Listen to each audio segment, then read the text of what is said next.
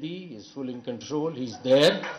اور میرے بہت اچھے دوست ہیں, اللہ ان کو بہت زندگی دے, اور وہ کنٹرول میں ہیں اور وہ کورٹ میں ہیں, تو میں سینئر ٹیونی ٹھیک ہوں. بہت شکریہ اس بات کا, لیکن آپ کو میں نے کہا ذرا کلیریفیکیشن کر دوں. آپ نے کہا ایکٹنگ, تو ذرا مجھے لگا کہ مناسب نہیں تھا. اچھا پھر ٹھیک. امپلیمنٹیشن کے بارے میں تھوڑا سا میں بتانا چاہ رہا ہوں. ڈائریکشنز کے, I am sorry, I am just mixing English and Urdu. I understand we have foreign delegates here, but few things from the heart can only be said in a national language. So I will keep switching, and my apologies in advance to the. Excellent. چلو پھر تو سارا اردو میں ہی ٹھیک ہے, پھر تو انگریزی کی بھی ضرورت نہیں. Excellent, I am very happy to note that. Directions جو اس ججمنٹ میں تھیں, آئی ہیو گون تھرو, میں نے وہ دیکھی ہیں, اور وہ فضل صاحب نے بھی, ثاقب صاحب نے بھی, اور باقی سب نے بھی دہرائی ہیں. میں اس کو دوبارہ نہیں ذکر کرنا چاہتا.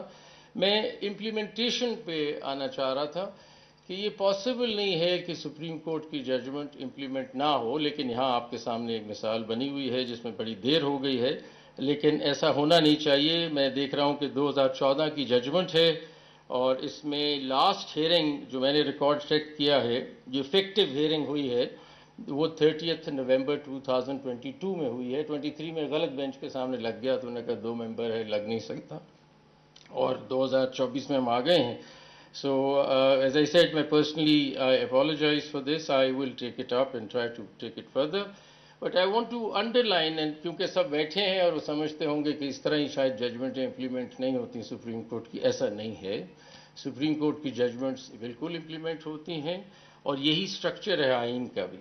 اور میں تھوڑا سا اس کے بارے میں کہنا چاہوں گا. ریسنٹلی بھی ہم نے کہا کہ یہ بات بالکل کلیئر کر لیں کہ یہ کبھی ہو نہیں سکتا کہ سپریم کورٹ کی ججمنٹ امپلیمنٹ نہ ہو. یہ نہیں ہو سکتا. یہ آئین کی خلاف ورزی ہوگی اگر ایسا سوچا جائے گا, کیونکہ ایگزیکٹو انسٹیٹیوشنز کو ریکگنائز کرنا ہے کہ ان کے پاس کوئی چوائس نہیں ہے but to comply with the orders of the supreme court. یہ میں نہیں کہہ رہا, یہ آئین کہہ رہا ہے.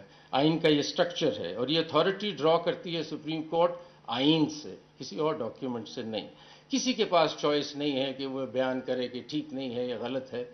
آئین کہتا ہے کہ یہ ججمنٹ ہے, یہ ججمنٹ امپلیمنٹ ہونی ہے, یہی طریقہ ہے. یا پھر چینج کر دیں سارا سٹرکچر, کچھ اور بنا لیں, لیکن جو آئین ہے اس وقت, جو آئین کا سٹرکچر ہے, اس کے مطابق تو یہی پوزیشن ہے, اور ڈسریگارڈ اور ڈیلے نہیں کیا جا سکتا کسی ورڈکٹ کو, ورنہ سارا لیگل سسٹم کو آپ بگاڑ کے رکھ دیں گے, اس کا سارا بیلنس آپ خراب کر دیں گے آئین کا اور لیگل سسٹم کا, اگر آپ اس طرف چل پڑے کہ ججمنٹس امپلیمنٹ نہیں ہونی چاہیے. یہ ہو نہیں سکتا. یہ سیپریشن آف پاورز کے بھی خلاف ہے. سیپریشن آف پاورز ہمیں ایک کام دیتا ہے, ایگزیکٹو کو ایک کام دیتا ہے, لیجسلیچر کو ایک کام دیتا ہے, جو ہمارا کام ہے. ورنہ تو آپ سارا اس سیپریشن آف پاورز کے کانسیپٹ کو بھی ٹوٹلی آپ آؤٹ آف بیلنس کر دیں گے. اور یہ کور کمپوننٹ ہے separation of powers, core component ہے ڈیموکریسی کا, اور اس کو ڈسٹرب نہیں ہونا چاہیے.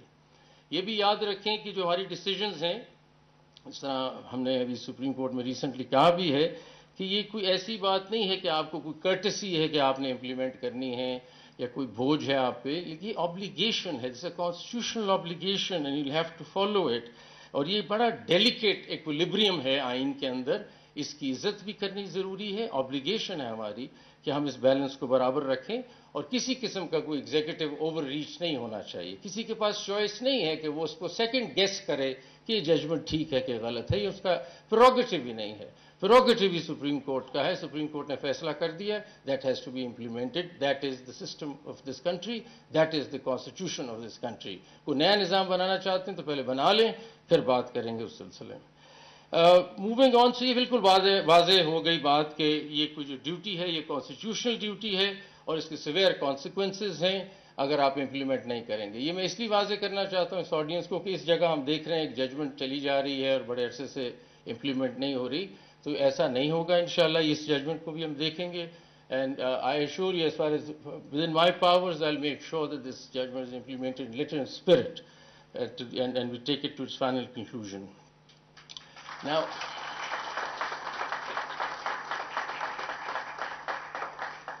I just want to talk about a little something else also, میں یہ کہنا چاہتا ہوں کہ ہماری ججمنٹ تو اپنی جگہ اور وہ امپلیمنٹ ہوگی، اور 2-2.5 گھنٹے آپ نے مجھے بابر کرا دیا ہے کہ وہ امپلیمنٹ نہیں ہو رہی، وہ تو ہوگی انشاءاللہ، اور اس کو آگے لے کے چلتے ہیں. لیکن میں ویسے کیونکہ اب یہ موقع ہے مائنورٹی رائٹس کے بارے میں، تو میں کچھ گزارشات کرنا چاہتا ہوں یہ کہ مائنورٹی رائٹس کو ہم کیسے دیکھ رہے ہیں سپریم کورٹ میں، یا ججز کیسے دیکھ رہے ہیں، لیگل سیکٹر کیسے دیکھ رہا ہے.